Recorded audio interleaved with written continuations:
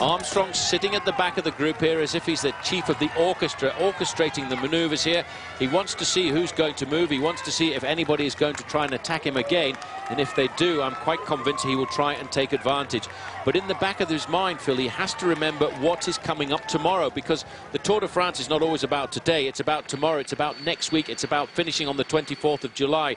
And tomorrow, there are 4 very difficult climbs before we get to the final climb of the day, Plat d'Adet.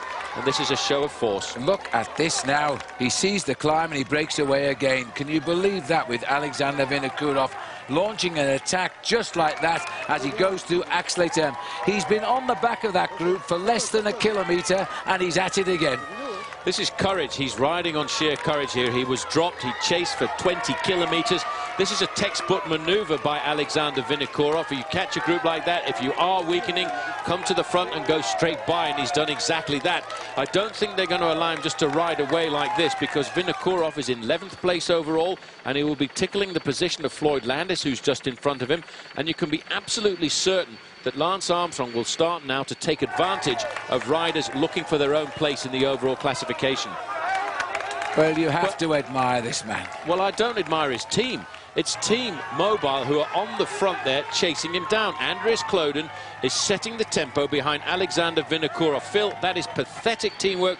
They are looking at a man who I'm convinced now is going to change teams in the winter transfer season. I wouldn't disagree, and in fact the rumour is he's going to ride for Lance Armstrong's team next year. I think if I was Alexander Vinokourov, I'd be thinking about the transfer season now. This is a move by Ivan Basso coming to the front. The response coming from Jan Ullrich, and in 3rd place, nice and comfortably, Lance Armstrong. He really seems to be keeping a very close eye on how the race is developing here this afternoon. But he's not ready to dish out the pain yet, Phil. I think he's thinking about tomorrow. Landis and Leipheimer are feeling a bit rough, but they're coming back. He sat back in the saddle. And now Lance is looking. Is he going to kick and ride them away? I think he's waiting, you know.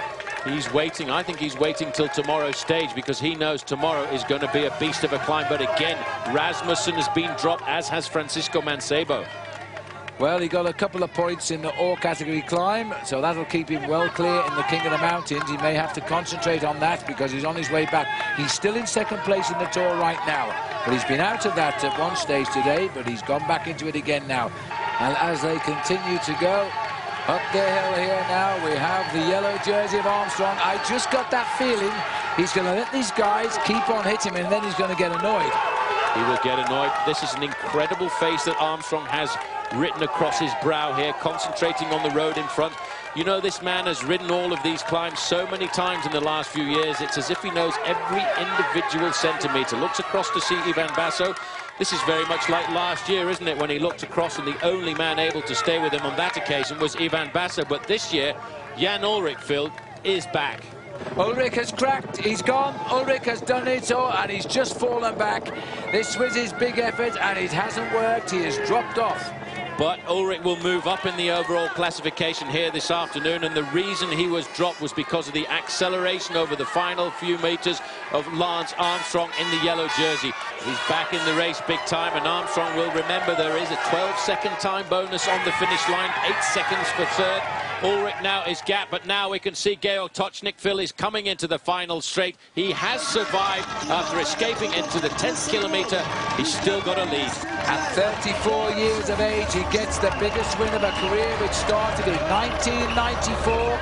He deserves it. He's been out in front, the only man to survive a 10-man breakaway over every mountain today. He's gone on alone, big gamble, and the most fantastic win of his life. 100% deserved. Well done, Tocznik. Well, the team manager might not be too happy with the victory photographs in the newspapers tomorrow morning, because he didn't zip up his jersey and the sponsor's name isn't visible. But this is the big battle now for 2nd and 3rd place. Wearing number 1, Armstrong is putting time between himself and everybody else in the field here this afternoon, except Ivan Basso, the man who accompanied him last year.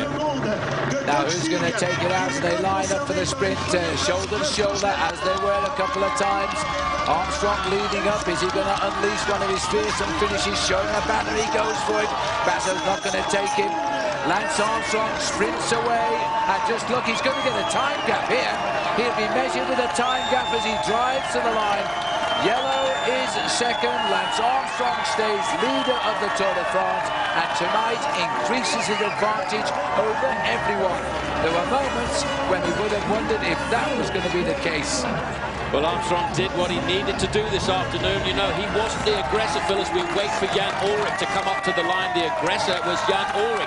Ullrich went out on the attack. Armstrong was on the defensive, but he defended to perfection, and at the end of the day came out with the goods.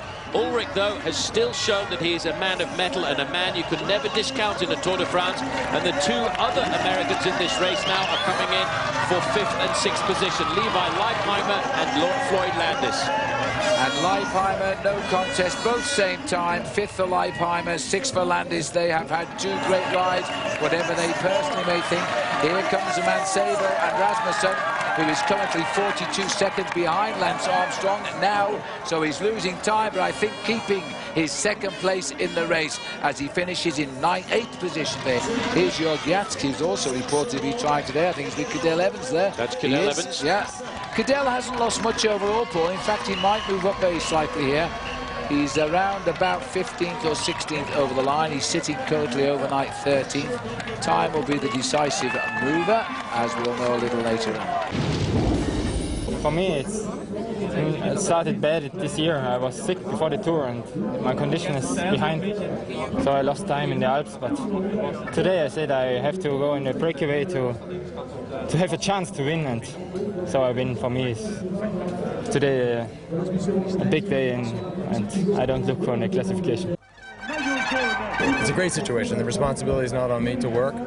Those guys are also racing at the end for their best place, so they realize that a guy like Rasmussen has dropped, who's in second, and you know certain guys are dropped, so they need to ride as fast as they can too, to put as much time into their rival so they can move up on the classification.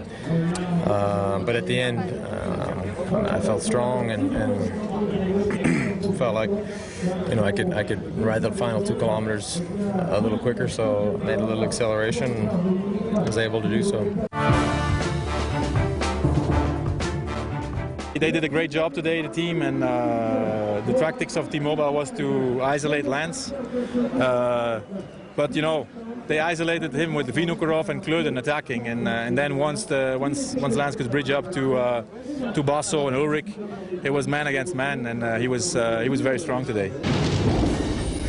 The guys in the front group are, you know, 2 or 3 levels higher than me, and phew, you know, when they're having 20 minutes more recovery than me, then hitting a climb, you know, it's putting me in another level or 2 behind. So, you know, I did what I could. I rode conservatively. As soon as the move started going above my limit, I just rode my own tempo, and you know, I did conserved. I was hoping for more, but I limited my losses. And like I said before, losing less than a minute to the greatest bike rider ever on a big stage like today is not disastrous. A day of high activity in the Tour de France. Georg Tocznik scores the biggest win of his 11-year pro career. Lance Armstrong finished 56 seconds behind but gained some time over Ivan Basso. Jan Ullrich was 1 minute and 16 seconds down, with Floyd Landis and Levi Leipheimer completing a big day for the Americans. Of the Aussies, Cadel Evans can be proud with 14th, and he's 4 minutes down today on Tocznik. Michael Rasmussen has extended his lead on the King of the Mountain competition over nearest rival Christophe Moreau, and Santiago Botero is in 3rd place in that classification. On the general classification, Lance Armstrong wears yellow. Surprise, surprise, for another day. Michael Rasmussen remains in 2nd place, but the time difference is out to 1 minute and 41 seconds. Ivan Basso is 3rd, 2 minutes 46 behind. And look at the Kaiser. Jan Ullrich made some big ground today, slots into 4th place, 4.5 minutes behind the yellow jersey. Cadel Evans moves to 12th place, while Australia's other hope, Michael Rogers, slips down to 27th after a tough day in the Pyrenees. Well, that's our coverage for Stage 14. Remember, our live coverage of Stage 15 kicks off at 9:30 tonight in just a few hours right across Australia. Make sure you're joining us because it's the second of the big days in the Pyrenees. Our website address for updates, it's sbs.com.au/TDF. And don't forget 6 o'clock tomorrow for more highlights from the Tour de France. It's the first Austrian victory today since 1931, and Georg Tocznik is celebrating.